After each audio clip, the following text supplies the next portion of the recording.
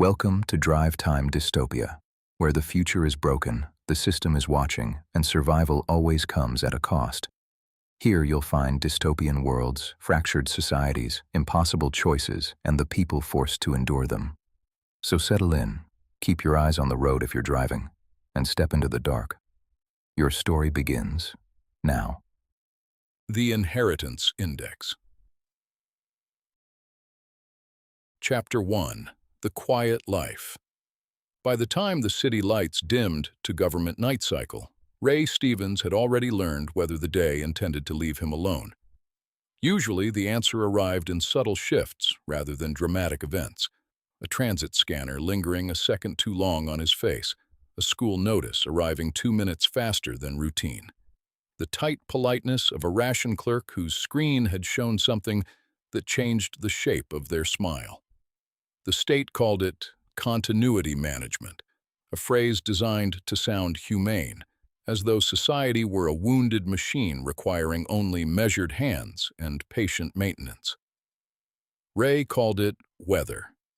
Not because it was natural, but because it was everywhere, because fighting it openly had become a good way to disappear, and because any fool living beneath a bad sky learned to read pressure before the storm broke. He sat that evening in the restoration lab of the Civic Archive Annex with cold work light on his hands, teasing words out of a curled strip of flood-damaged polymer film while the room hummed with old equipment and newer surveillance. Cameras had long since become too honest a word for the devices in the corners. Observational nodes, compliance optics, behavioral safety instruments. Every euphemism in the state's vocabulary seemed designed to make a person feel childish for noticing what was happening in plain sight. Ray distrusted softened language on instinct. In his experience, any term the government polished had something sharp concealed beneath it.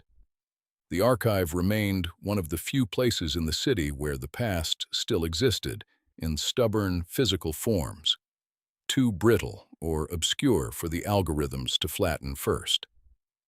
That was why he had taken the job, not because he believed history mattered to the state, but because he understood how unevenly the state cared about it. Most of what governed ordinary life now existed in clean, predictive systems, tidy digital architectures, and perpetually revised official memory. But there were still dead basements, cracked vaults, misplaced cartons, microfilm drawers sealed during flood years, physical ledgers too damaged to parse automatically, and too old to justify total replacement. History survived best in the places power considered inefficient. Ray had always found that perversely comforting. There was a kind of shelter in obsolete paper, in forgotten indexing systems, in rooms where the nation's story became less certain because no software had yet made it smooth. He spent his days with old signatures, property maps, casualty ledgers, departmental memos, civic schedules, and sealed municipal file bundles that smelled faintly of mildew and toner and dust. He liked the work because it was quiet. He liked it because it felt useful. He liked it because he could come home each evening, cook dinner for Kimmy, ask about school, and pretend the world was still made of small, solvable things. The pretense had held longer than he deserved. At 1900 hours, his wrist display chimed. He looked down, saw the school header, and felt a cold pressure form behind his ribs before he had even opened the message. Kimmy had always been too sharp for the systems built to sort children safely. Not in the approved way, not in the polished channels the state liked to celebrate with scholarships into analysis or systems design or policy adaptation, but in the dangerous way that made adults go quiet after she left a room. At 12, she had pointed out that 2 foundational civics documents described the same emergency order being signed under mutually impossible weather conditions.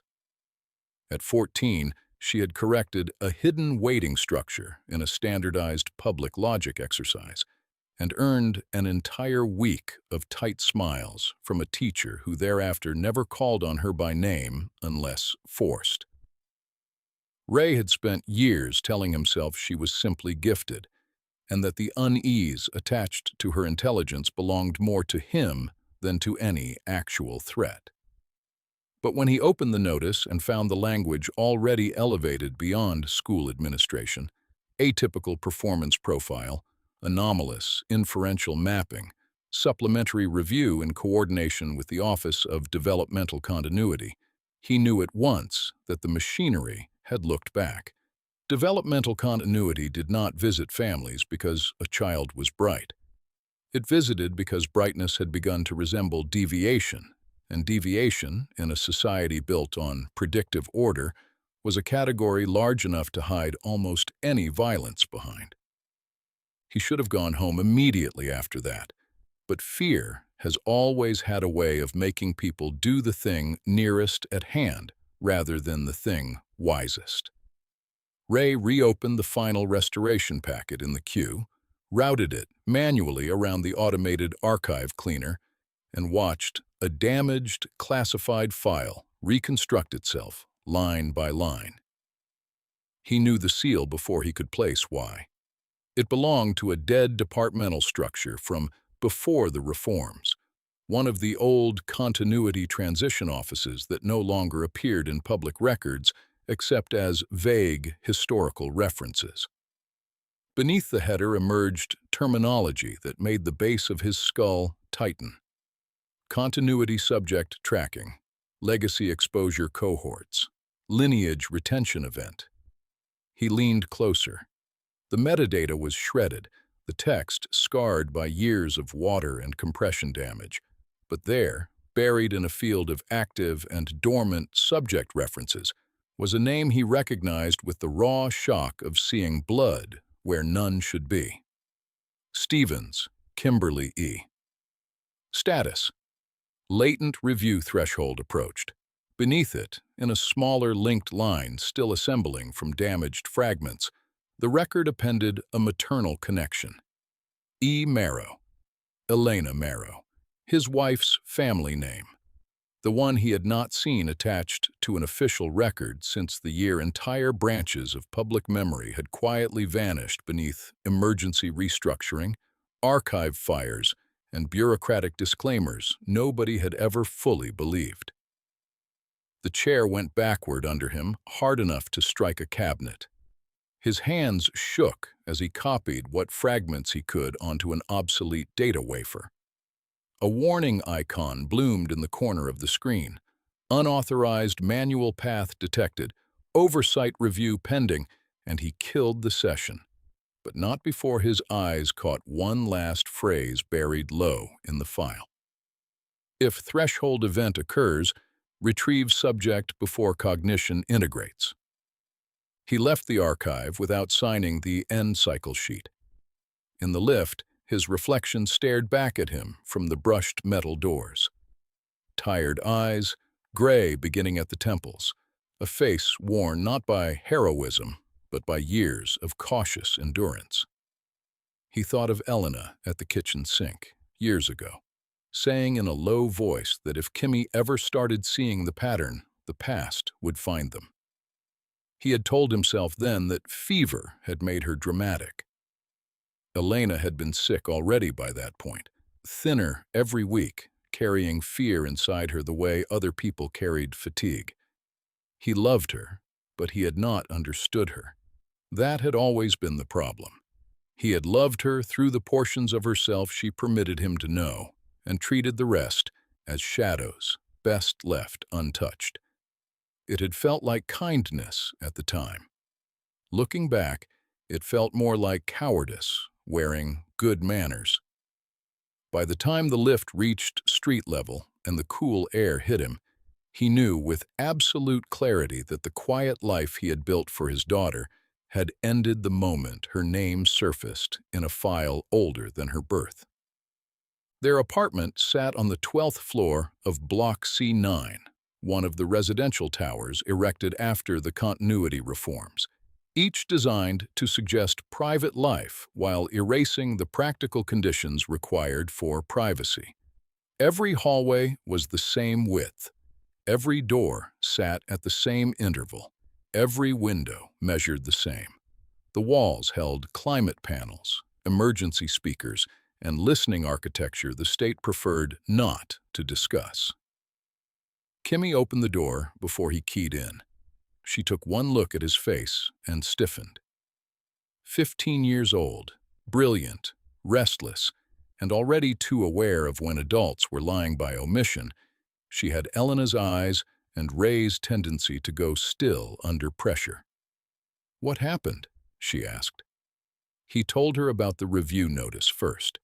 She rolled her eyes at the jargon, then stopped when she saw that he was not looking at the notice as a bureaucratic nuisance, but as a wound. When he showed her the recovered file and she saw her own name there beneath a dead seal, then Elena's name beneath hers, the room lost its ordinary dimensions. Kimmy asked if it was real. Ray said yes. She asked if he had known.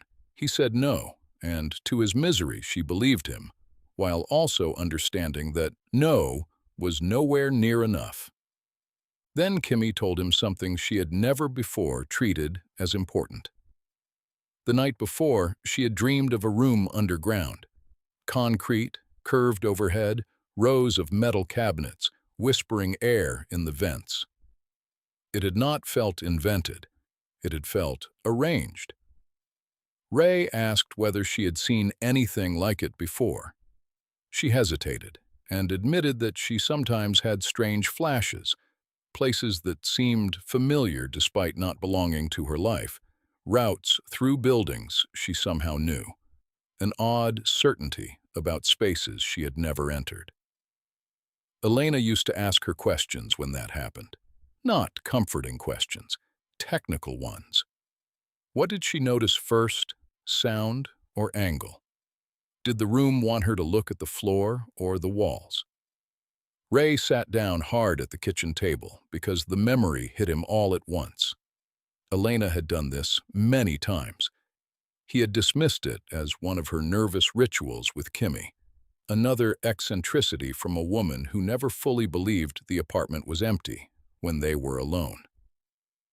Before he could answer the flood of his own regret, Kimmy's school tablet chimed with a live, secure request.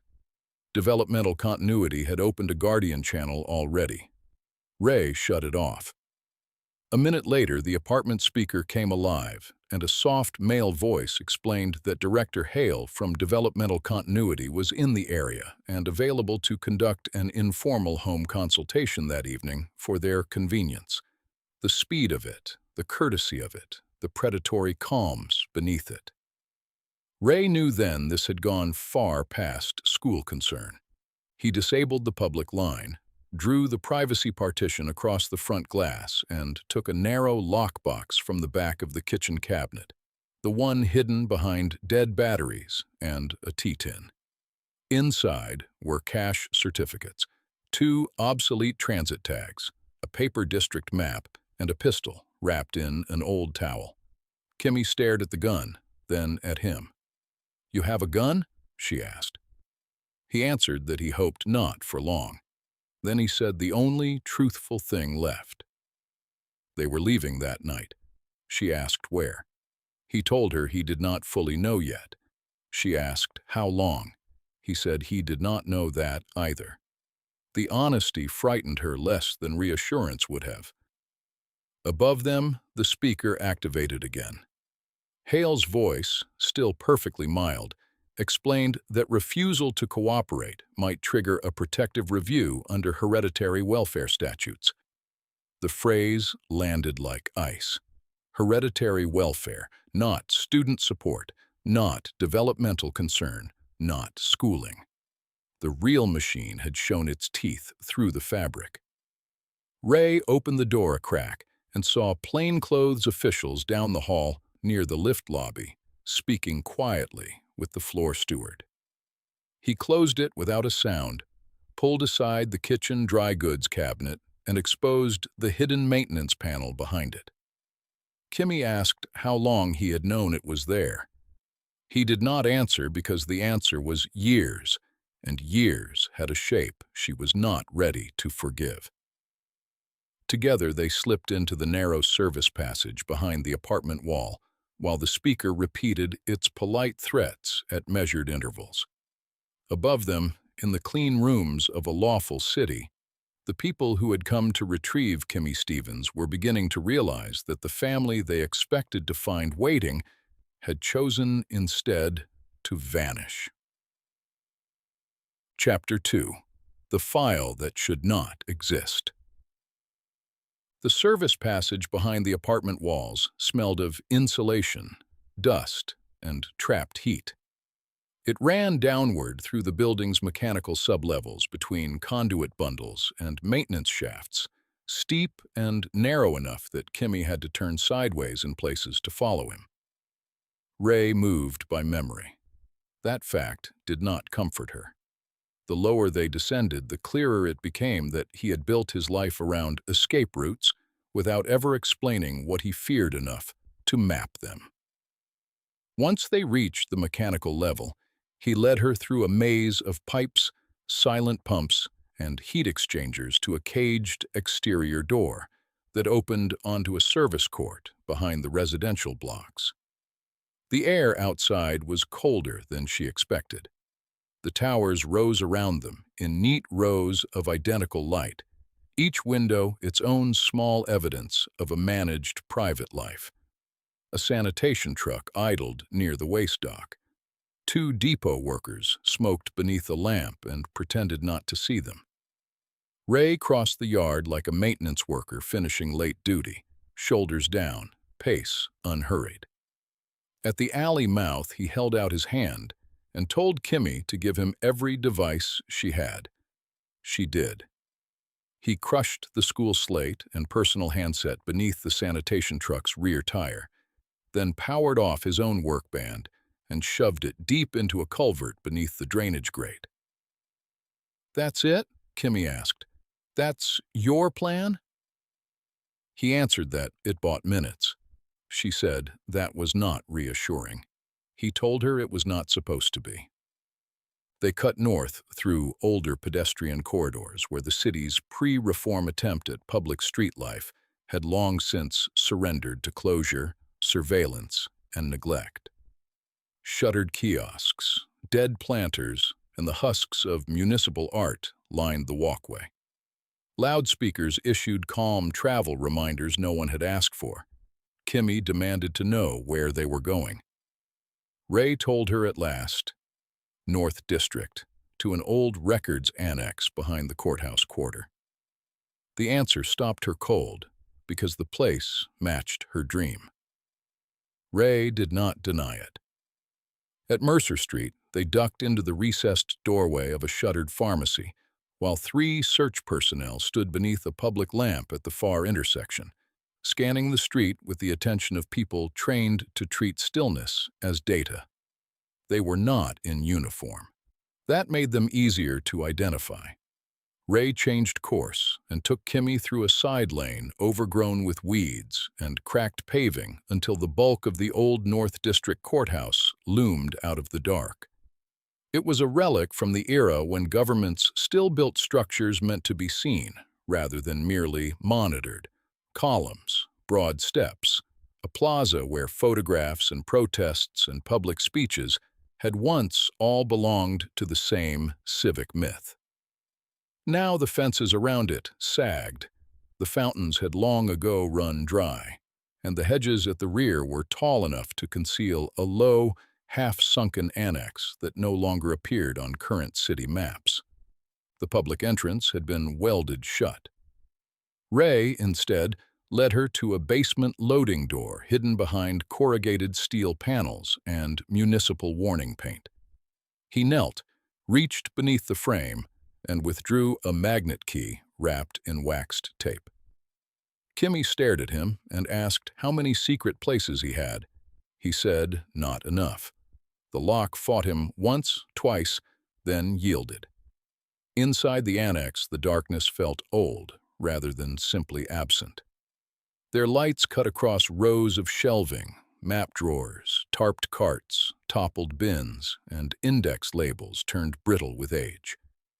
The place smelled of mineral dust, dry paper, and the sealed patience of forgotten infrastructure. At the far wall stood the bank of metal drawers from Kimmy's dream. She froze and whispered that this was the room. Not all of it, Ray said, though he did not know why he knew that. Kimmy said the room wanted her to look at the walls first, then the floor. The phrasing felt wrong in his ears because it was too close to something Elena had once said in passing. He crossed to a stretch of concrete wall opposite the drawers where, years earlier, in the worst of his grief, he had noticed a patch of paint whose age did not match the surrounding surface. This time, he did not stop at suspicion. Together, he and Kimmy found a recessed steel tab beneath years of grime. A narrow compartment opened. Inside lay a recorder unit, a sealed envelope with Elena's handwriting on it, and a wrapped data brick. Ray saw Elena's script and nearly lost his grip on the room. She wrote with the same severe care she brought to everything, disciplined slant, exact spacing, as though even her letters feared waste. The note told him to play the recorder first and insisted Kimmy hear it too. It warned them not to trust wellness offices, hereditary review boards, or continuity liaisons. It said the annex was only a waypoint, and then, with cruel precision, it added that she was sorry not only for what she had hidden, but for what he had been made to forget. Ray pressed play. Static filled the air for a second, and then Elena's voice emerged from years of dust and compression loss. Tired, urgent, intimate. She told Ray that if he was hearing the message, then the line had been activated early.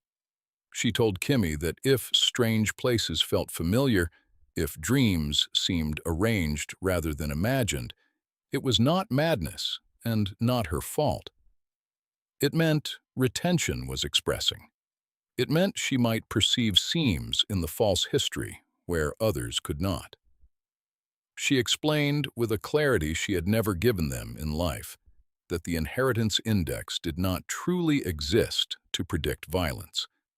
It existed to identify families connected to an older buried event, a continuity-era operation involving memory manipulation, fabricated public crises, and the engineered trauma that had birthed the regime's claim to legitimacy.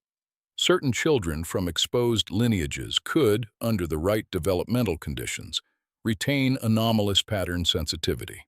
They would not be called gifted. They would be labeled unstable. Then came the part that broke open the floor beneath Ray's understanding of his own life. Elena said he had undergone a sanctioned memory suppression procedure after Kimmy's birth. He had agreed because she had convinced him it might keep Kimmy off active watch lists. She confessed that she had told herself she was buying time.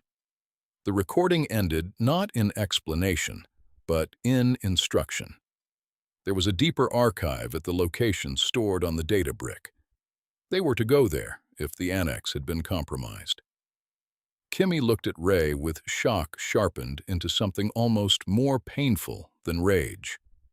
Recognition that her father had not merely kept things from her, but had been used as an instrument against his own memory. Before either of them could properly fight about it, sounds moved across the annex above them.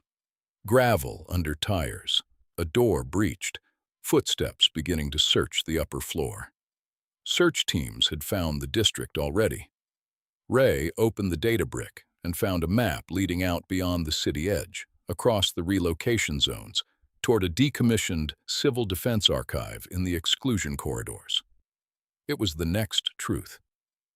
The room still held one more secret, though.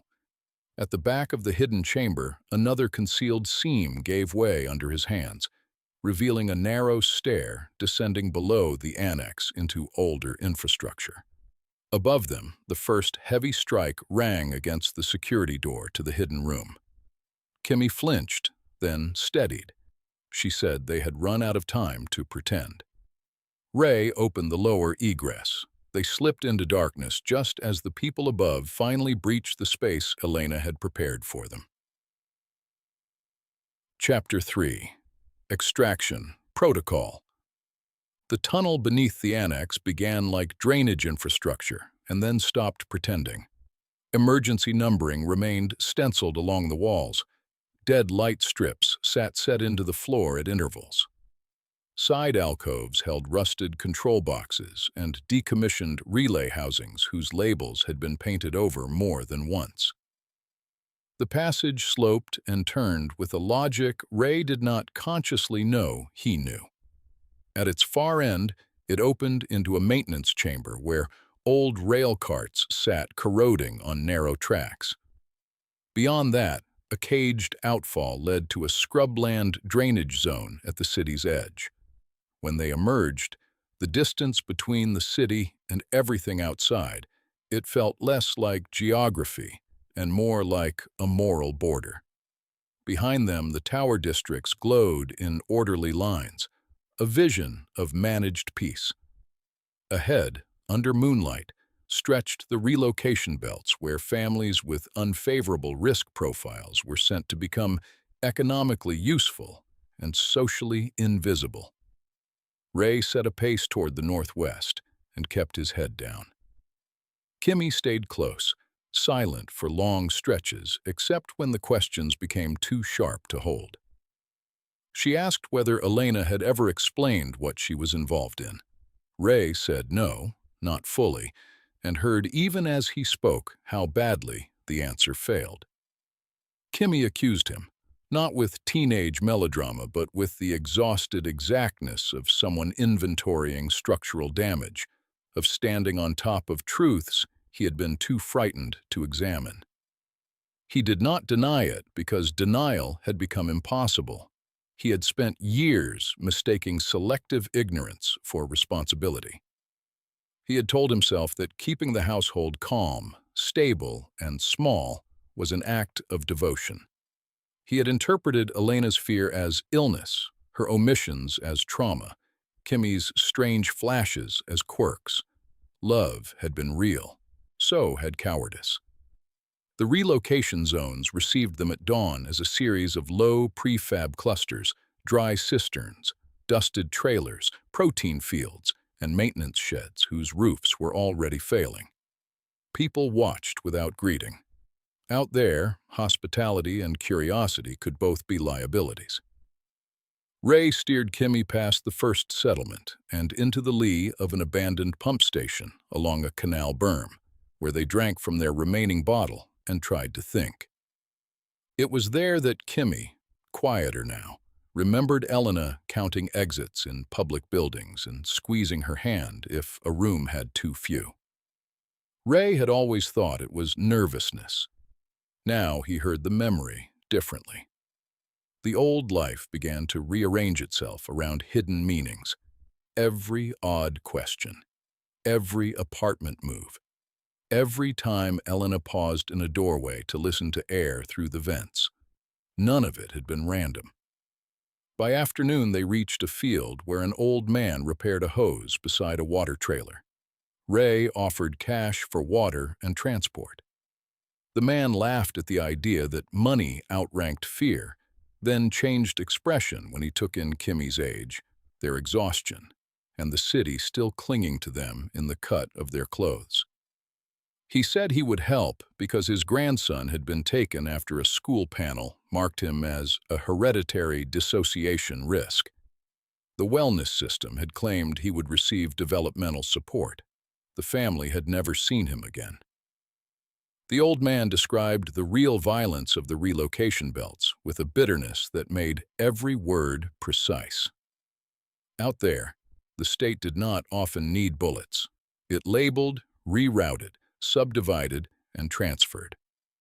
By the time grief became certainty, the paperwork described the whole thing as voluntary or medically indicated. Misfiling the dead, he called it. He gave them water, bread, and access to a half-dead electric crawler cart, then warned them away from the main freight span, which had been watched more closely in recent weeks. They drove until the cart's battery failed near broken silos under rising moonlight. The landscape beyond the relocation belts became a geography of neglect. Drained reservoirs, abandoned depots, slag tracks, and service roads no one officially used anymore. It was out there that Kimmy's flashes became something stronger. She stopped on the track at one point and said there would be a half-buried culvert ahead on the left, then a slight bend, then broken fence posts up on the ridge. Ray prepared to dismiss it as fear-shaping perception, and then watched each feature appear exactly where she had predicted. When he asked how she knew, she answered with a phrase that made the hair rise on his arms. Because it's where the memory turns. It was not a sentence she would normally use. He knew that. She knew it too. The recognition frightened them both. Kimmy was no longer merely having strange dreams. Something in her was aligning with buried architecture, responding to places not as a traveler encountering them, but as a person brushing against an old, incomplete map. Engine noise spread behind them across the flats, not in one line, but in widening arcs. Search teams were sweeping the district. Ray and Kimmy left the track, climbed the ridge, and from its crest saw the decommissioned Civil Defense Archive marked on Elena's map. It looked insignificant by design, a field of low ventilation housings, maintenance towers, and a collapsed operations building sinking slowly into dust. Kimmy pointed immediately to a lower crawl access hidden along a retaining wall, as though she had passed through it before. They wriggled into the opening, crossed a tight service passage, and forced open a rusted hatch at the far end. Cold air rolled up from the dark beneath. The archive proper occupied multiple underground levels, each more sealed and purposive than the last.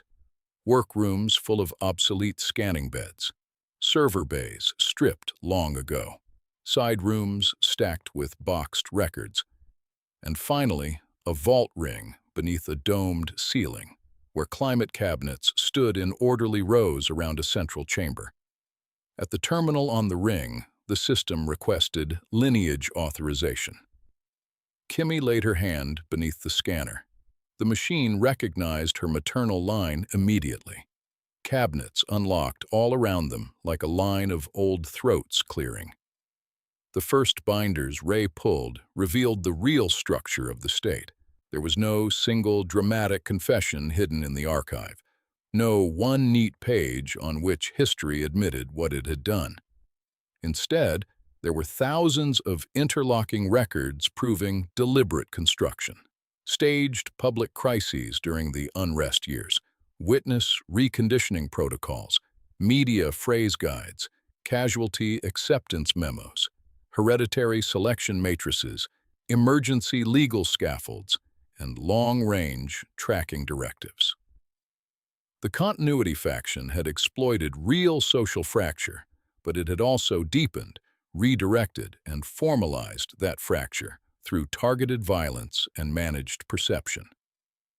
Families connected to investigators, technicians, journalists, accidental witnesses, and exposed lineages from the original events had been classified as generational risks, economically constrained, educationally redirected, and periodically folded into wellness systems whenever their descendants began to notice too much. The inheritance index did not merely discover danger. It manufactured it, then cited its own consequences as proof.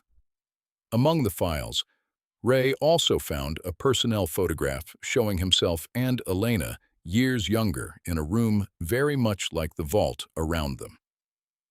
Behind them, a screen read, "Counter-Retention Study," and in Elena's notes, he found the worst revelation yet, a minority inside the original project, realizing too late what they were helping create, had tried to design a failsafe into the future by preserving pattern sensitivity across certain lineages.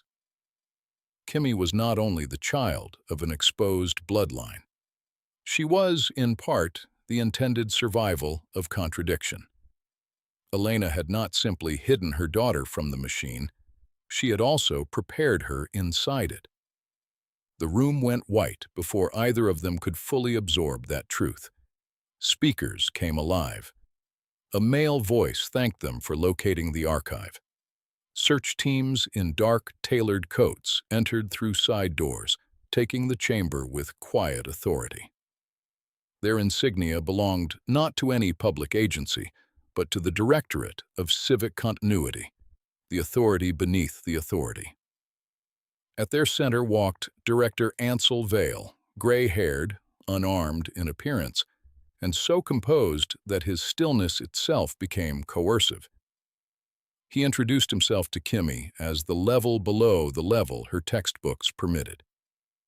In that instant, the conspiracy ceased to be a system and became a man, not because he alone embodied it, but because he wore its logic so comfortably.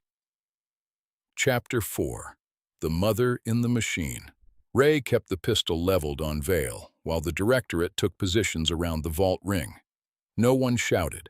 No one lunged. It was the silence of people who expected to win and saw no need to advertise the fact.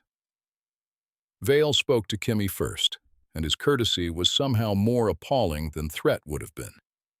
He said the developmental office had frightened her unnecessarily. He said unusual situations sometimes required a firmer layer of continuity response. Kimmy asked him what they wanted.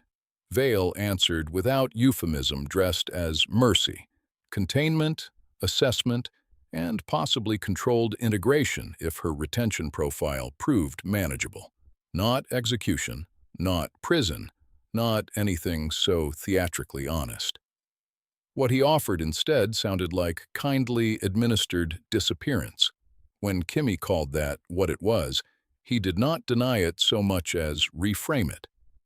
The state, he said, had been born during an era when reality itself had fractured. Regions had armed along grievance lines, infrastructure had failed, information had become so polluted that no shared event survived more than a few hours intact. Citizens no longer inhabited the same fact pattern. Democracy, under such conditions, had become a mechanism for mutual collapse. The continuity faction had not invented disorder. It had ended it, brutally, yes, but effectively. He returned to that word with nearly religious conviction. Effective. As if function were the final absolution of method. Kimmy rejected the argument from the level of lived harm rather than institutional philosophy. He spoke of stabilization. She spoke of children erased into wellness systems. He spoke of continuity. She spoke of families misfiled into oblivion. Vale admitted enough of the archive's ugliness to make denial feel childish, and that made him more dangerous than a liar. He did not claim innocence. He claimed necessity. Truth, he said, was not intrinsically moral. Plenty of true things destroyed civilizations. Plenty of lies preserved them. Release the archive into the public bloodstream, and the nation would fracture along lineage, grievance, retaliation, and opportunism. Loyalists would cling harder to the system. Victims would weaponize the newly exposed history. Institutions would lose legitimacy faster than anything stable could replace them, and the very citizens who cursed continuity would soon beg for order. The argument carried the force all lethal arguments do when they contain enough truth to sound adult. Ray had seen enough of frightened populations to know Vale was not entirely wrong about what release would do. That was precisely what made the old order so durable. It did not survive by inventing every premise. It survived by selecting the darkest, plausible ones and building an empire on them. Then Vale explained Kimmy's existence in terms so cleanly clinical that Ray nearly shot him on principle. She was not simply the descendant of an exposed lineage. She was the result of a minority countermeasure inside the original continuity program, an effort by defecting insiders to preserve contradiction in human form in case records failed. Maternal branches, developmental conditions, retention cues, adversarial narrative sensitivity. Vale described it all with the casual precision of a man explaining flawed engineering. Elena had become sympathetic to that faction. Kimmy absorbed the revelation with a stillness more frightening than panic. The girl in the room was not merely learning that she was being hunted, she was learning that parts of her had been anticipated before she was born. Ray felt rage at the project, at Vale, at Elena, and at himself. He wanted clean moral territory and had none. Even his own life now belonged partly to the machinery. Vale showed him the file. Raymond Stevens, transitional archival integration, postnatal voluntary suppression, residual vulnerability in emotional corridor recall. His missing memory had not been metaphor. It had been policy.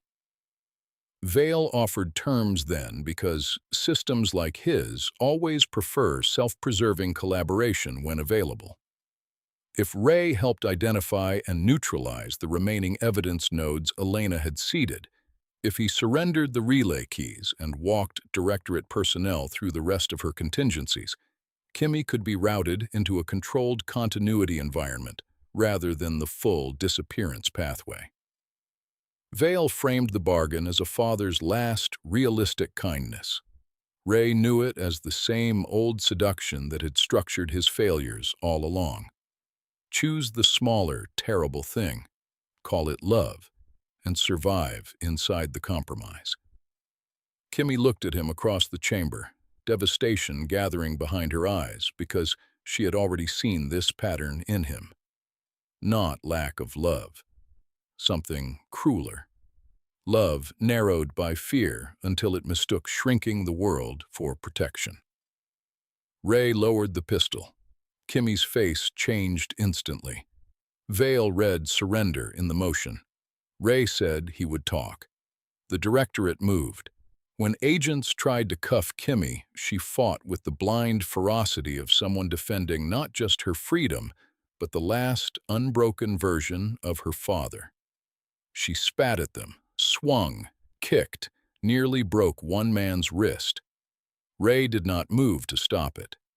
He let her see what looked like betrayal, because the only way to buy time now was to let Vale believe he had won the most predictable man in the room. Kimmy shouted that Ray had chosen them, that he had done it again. The accusation struck with perfect accuracy because, in one sense, it was true. He had chosen apparent cooperation. But this time, the smaller, terrible thing was not the end of the choice. It was camouflage. Vale separated them and took Kimmy below to containment. He kept Ray in the lower archive, close enough to use and watch. The irony hollowed Ray out, even as he followed. He had spent years being precisely the kind of man systems like Vale's were designed to recruit. Decent enough to hurt, frightened enough to bargain, practical enough to justify every compromise as temporary. Now he would have to weaponize the very skill that had weakened him, the ability to survive inside structures he despised without immediately breaking. It was not the heroic role he would have chosen. It was, however, the role his failures had prepared him for. Chapter 5. The Man Who Forgot on Purpose. Kimmy's cell was a white room, designed by people who understood that violence could be made more effective by removing its honest textures. White walls, white cot, white table bolted to the floor, a transparent panel that shifted between mirror and window according to the needs of the observer. ceiling speakers that delivered hydration reminders and meal schedules in the same tone a kindly school administrator might use to announce a schedule change. No one called it detention. No one would ever write down that a 15-year-old girl had been placed in an underground continuity facility because the state feared what she might remember. Instead, there would be language about baseline comfort, developmental stabilization, anomalous retention assessment, and hereditary welfare review. Kimmy knew all of that almost at once. The room itself betrayed its purpose. The timing of the lights was fractionally inconsistent. The acoustics blurred hours. The panel's reflectivity had been calibrated not for privacy, but for obedience. She sat on the cot and replayed the moment in the vault ring when Ray lowered the gun. She replayed it until the memory became a splinter too deep to pull. Her father had always loved her. That part was true. But love had so often become his excuse for shrinking reality down to the size he could endure. In the cell, she understood that he might have betrayed her strategically, and she still hated him for making strategy look so much like the old pattern. The first evaluator introduced herself as Dr. Cell and spoke to Kimmy through the clear panel in a voice engineered to reduce pulse rates. She described the situation as stressful, transitional, and clinically manageable. Kimmy answered with contempt so naked that it briefly startled the woman into looking less like a system instrument and more like a person inhabiting one. It did not last. Dr. Cell adapted, observed, and lightly pressed on Elena's memory, mentioning that Kimmy's mother had passed through the facility herself. The remark worked exactly as intended. It gave Kimmy new information and new anger simultaneously. After the doctor left, the vent above the cell began to whisper more distinctly. It was still only air moving through a buried network of ducts and loops, but it arranged itself in patterns that made her skin crawl. Then the room itself began to change, not physically, but in her awareness of it. She knew the ventilation line above the ceiling ran through 6 adjacent cells and a monitoring station. She knew the west wall hid a maintenance void. She knew the overhead light could be disabled for 8 seconds by overloading the sensor panel near the waterspout. The knowledge did not feel magical. It felt like an old understanding surfacing just below panic. When Vale came to speak with her later, he made the mistake of underestimating what she had already begun to perceive. He spoke more candidly than he had before, perhaps because he believed confinement, fear, and isolation had already done enough work to soften her. In speaking about Ray, he referred to him as having been selected, not merely employed, and the slip told Kimmy something she had not quite dared formalize. Even her parents' relationship had likely been shaped somewhere upstream by project design. Not fully scripted, perhaps, but nudged into place by institutional hands that treated bloodlines and attachments as material. Rage sharpened her. While Vale spoke, she pressed her palm against the sensor housing near the waterspout, and, guided by certainty she could not have rationally explained, tapped the seam twice, paused, and pushed. The ceiling light cut out. In that slice of total darkness, a convergence passed through her. Not a movie of the past, not a clean, recovered memory. A linking. Elena whispering questions about corners, exits, vents, and floor patterns while pretending they were games. Ray in a procedural room signing forms with a hand that shook. A phrase from a training file about maternal preservation of adversarial narrative cues during early developmental bonding. Faces around consoles. A sleeping chair in a room layered beneath another room. The sense, not that she had been forced to remember, but that she had been prepared to survive memory if it ever returned. When the light snapped back on, Vale knew something had happened because the panel began turning opaque, and his composure shifted for the first time from superiority to concern. That was all Kimmy needed. She bent the metal spoon from her meal tray into a crude shim against the cot frame and worked it into the seam of the west wall maintenance hatch. The panel came free. Beyond it ran a narrow service void full of conduit and dust. Kimmy slipped into it as directorate staff hurried toward the room, already reacting to the blackout. Moving through the mechanical space felt terrifying and oddly natural. The building became legible to her in layers: support channels, vent loops, maintenance access ladders, the differing hollowness of walls that concealed corridors versus those that concealed only utility runs.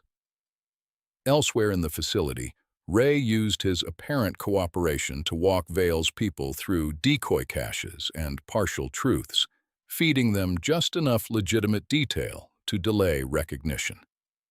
When Vale finally realized he was being managed, he confronted Ray in an old transfer hall and had one of his men hit him in the gut as a reminder that philosophy and politeness always sat on top of force.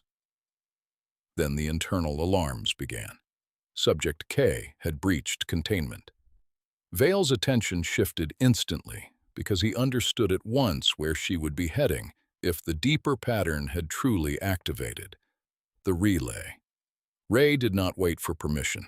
He drove his shoulder into the nearest agent, wrenched free, seized a shock baton, and ran.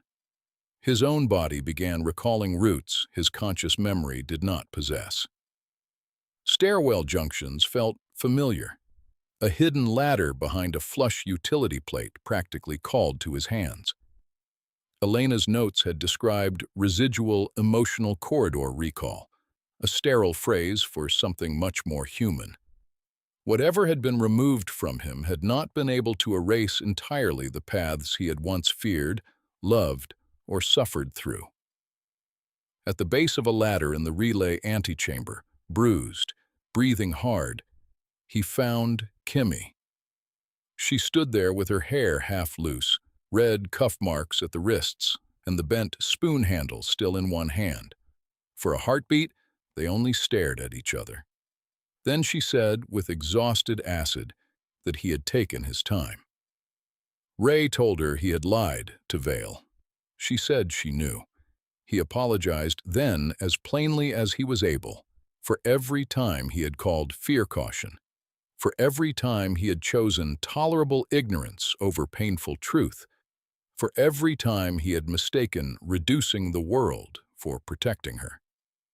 Kimmy listened and answered with the most devastating kindness she could manage. He had always loved her, and that had never been the problem. The problem was that he kept thinking love was supposed to make the world smaller. Then she turned to the relay controls and told him to help her break it. Chapter 6. The Seam Beneath History.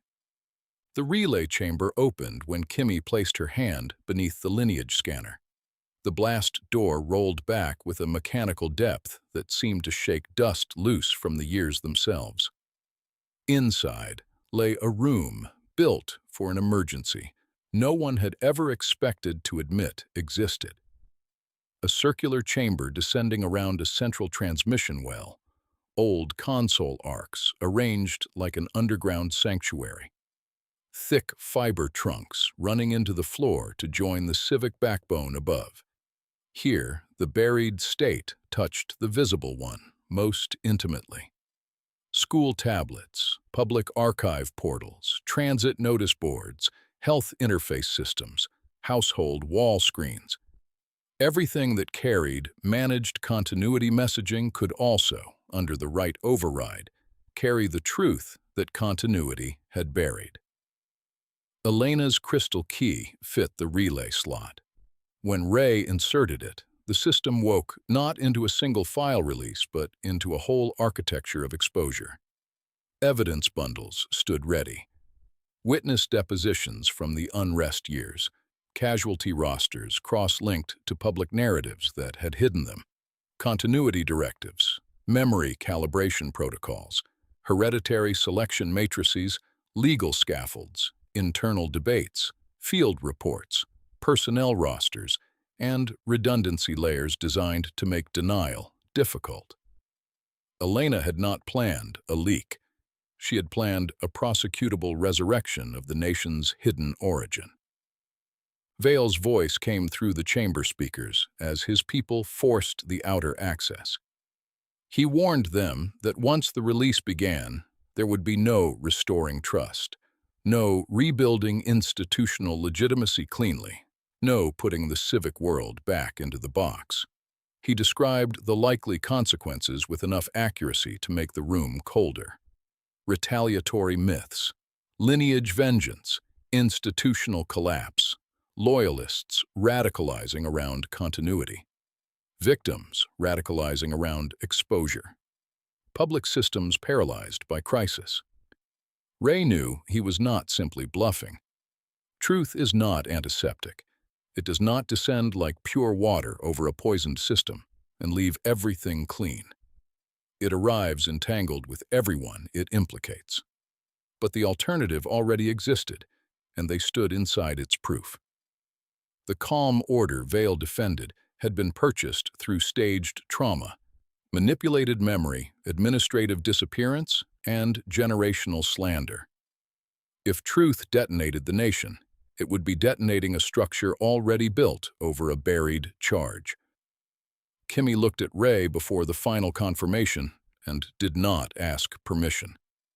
What she asked, silently, was whether he would stand at the real size of the world with her this time.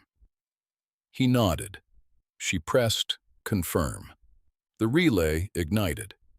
Across the nation, continuity screens flickered, froze, and reopened on the dead. School tablets dropped civic lessons for witness testimony and classified directives. Transit boards replaced delay notices with casualty lists. Household walls cut away from nightly slogans and reopened on scanned orders bearing signatures no one had expected the public to see. Public archive terminals unlocked sealed rosters. Health infrastructure displayed the architecture beneath hereditary welfare review. In city squares, in classrooms, in kitchens, in station halls, in district offices, the nation began receiving the documents through the same channels it had been trained to trust. There was something awful and appropriate in that. The machinery of managed reality had become the mouth through which buried reality spoke. In the relay chamber itself, alarms erupted as the blast door gave way. Directorate agents poured through smoke and broken metal. Ray met the first with the shock baton, pain and adrenaline making him clumsy, then meaner. Kimmy disarmed another long enough to take his sidearm. Vale entered behind them, stripped at last of his polished stillness, demanding shutdown. Kimmy aimed not at him, but at the relay's manual lock housing, and shot it apart, ensuring the system could not be easily reversed. Sparks showered. The chamber howled. Ray found the emergency egress at the rear of the relay well the same way he had found every buried route since the archive. Not as a remembered fact exactly, but as an emotional geography his body still possessed. He grabbed Kimmy's arm, kicked free the access plate, and together they plunged into the shaft as the broadcast of the dead continued roaring upward into the public bloodstream. Chapter 7. The Broadcast of the Dead.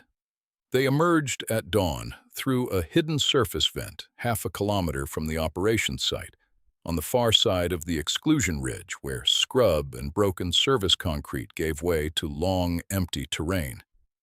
For a moment, they simply lay on the gravel and listened. Behind them, beneath the earth, the buried archive screamed alarms through muffled concrete. Above and around them, the wider country had begun making new sounds. Engines moved on roads in confused currents. Alert drones crossed the sky. Public message loops fired, stuttered, and were interrupted by yet more unauthorized data.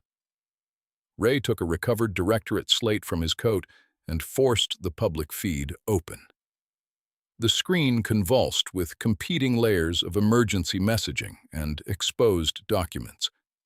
Government banners demanded that citizens disregard fabricated archival material. Those banners glitched and were overwritten by scanned continuity directives and casualty rosters.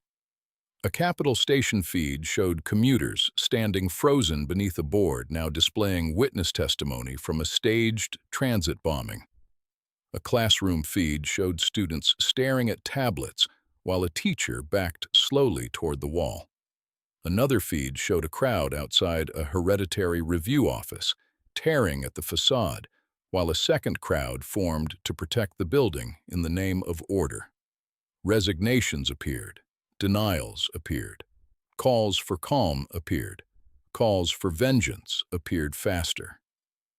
The nation had not awakened into clarity. It had awakened into rupture. Kimmy asked if it had worked. Ray handed her the slate because no sentence would answer that honestly. The answer was visible in every contradictory stream. Some people were already naming the lie for what it was. Others were rejecting the documents outright. Families were recognizing their private wounds in public architecture. Officials were either resigning or doubling down. Continuity loyalists were organizing. So were victims. Kimmy looked up from the slate and asked what happened now. Ray told her the truth as best he could manage. Now the people who had lived beneath the system would decide what they were once the mask came off. She said that sounded noble. He said it was not. It was terrifying. She admitted she hated the fact that two truths now lived in her at once, that countless families had been harmed and erased by a slanderous machine, and that she herself existed partly because adults inside that machine had treated bloodlines, memory, and children as material. Ray told her she was allowed to hate both truths at once. It was one of the few things he said all day that felt unambiguously fatherly. They moved west toward a secondary route Elena had marked on the paper map with no names, only a symbol indicating independent archivists or dissident handlers outside state control. Whether any still survived, neither knew. Whether the route itself had already been compromised, neither knew that either. Uncertainty had become the native element of the country again. Ray walked beside Kimmy, carrying copies of the archive and the weight of his own compromises. She walked beside him, carrying the impossible knowledge that her bloodline had been made to remember, and the more important fact that she still remained herself despite it. She told him, at one point, without looking directly at him, that she did not forgive him. Not all the way. He said he knew. She added that she understood more now about why he had done what he had done, and that understanding fixed nothing. He agreed, but something narrow and difficult had nevertheless opened between them. Not absolution, not the old trust restored, but a bridge sturdy enough to keep walking on. By noon, they reached an old freight wash cut into the desert by long-dead industrial use. There, Kimmy checked another public feed. A woman in a crowded square stood atop a transit barrier reading names aloud from the exposed rosters, while the crowd around her cried, argued, denied, filmed, and listened. Above them, a tower screen that once flashed, "Prediction is protection," now displayed scanned pages from the Origin archive. Kimmy watched in silence until the feed cut. Then she said the pattern had broken. Ray looked at the crowd, at the dead slogan, at the living argument already spreading faster than the state could mute it, and corrected her gently. No, the pattern had shown itself. The difference mattered. Something broken can be repaired into the same shape. Something revealed cannot be unseen. Together they entered the wash and kept moving west into a country no longer able to pretend it had inherited innocence. Chapter 8. After the pattern breaks. The first day after the broadcast was not liberation. It was recognition mixed with panic, denial, opportunism, grief, and administrative flailing. Some continuity offices went dark entirely. Others barricaded themselves and issued ever more frantic guidance, insisting that hostile actors were exploiting fabricated records. Families cross-referenced names from the exposed rosters against decades of school reviews, welfare transfers, job denials, and unexplained disappearances. Some citizens who had trusted the index their whole lives now saw their own prosperity linked to the engineered diminishment of others and turned away from the screen rather than accept it. Others broke down in public because what had always felt privately cursed or medically inexplicable had suddenly become politically legible. The state did not collapse in a single cinematic gesture. It fragmented unevenly. Some institutions hardened, some dissolved, some split against themselves. That was always going to be the truth. There had never been a clean ending waiting on the other side of exposure, only the end of pretense. Ray and Kimmy kept walking. He carried the archive copies and the familiar ache of having arrived at courage too late to spare anyone pain. She carried the knowledge that she had been shaped in ways no child should be, and also the harder knowledge that those intentions did not own her. That distinction mattered more than any file in the end. Systems can design conditions. They cannot fully author what a person becomes inside them. Kimmy was not a project fulfilling itself. She was a daughter, a witness, an angry young human being deciding what to do with an inheritance built from love, manipulation, fear, and unfinished truth. Ray saw that with painful clarity now. His old instinct had always been to reduce, to narrow, to make the world survivable by making it smaller. But the world had remained large all along. He had simply forced the people he loved to live inside his small version of it. That was what he would spend the rest of his life trying to repair, if he was given a rest of his life at all. At the edge of the freight wash, Kimmy asked whether the people responsible would ever stop trying to control the story. Ray said no. She asked whether people would believe it. He said some would not, and some would believe only the parts that made them feel righteous. She called that bleak. He told her that being her father occasionally required bleakness as a service. The almost smile that crossed her face was brief, but it stayed with him. Not because it meant they were healed. They were not. Not because the country ahead was manageable. It would not be. It mattered because tenderness had survived. Not innocence, not simplicity, not the old household illusion he had once mistaken for safety, but tenderness. The continuity state had spent decades reducing people to profiles, categories, risks, and managed narratives. Yet here, walking into uncertainty with anger and grief and archive copies between them, father and daughter still had room for something the system had never learned to quantify. Above them, emergency drones crossed the sky in tight state patterns, while migrating birds cut their own ungoverned line through the same air, and neither yielded. The future had not opened cleanly. It had been torn. For the first time in either of their lives, though, the tear was real enough to follow. You've been listening to Drive Time Dystopia. If you enjoyed this story, subscribe, like, and share the channel, and leave a comment telling me where you're listening from and what time it is where you are. Until next time, keep driving, keep imagining, and stay out of the dark.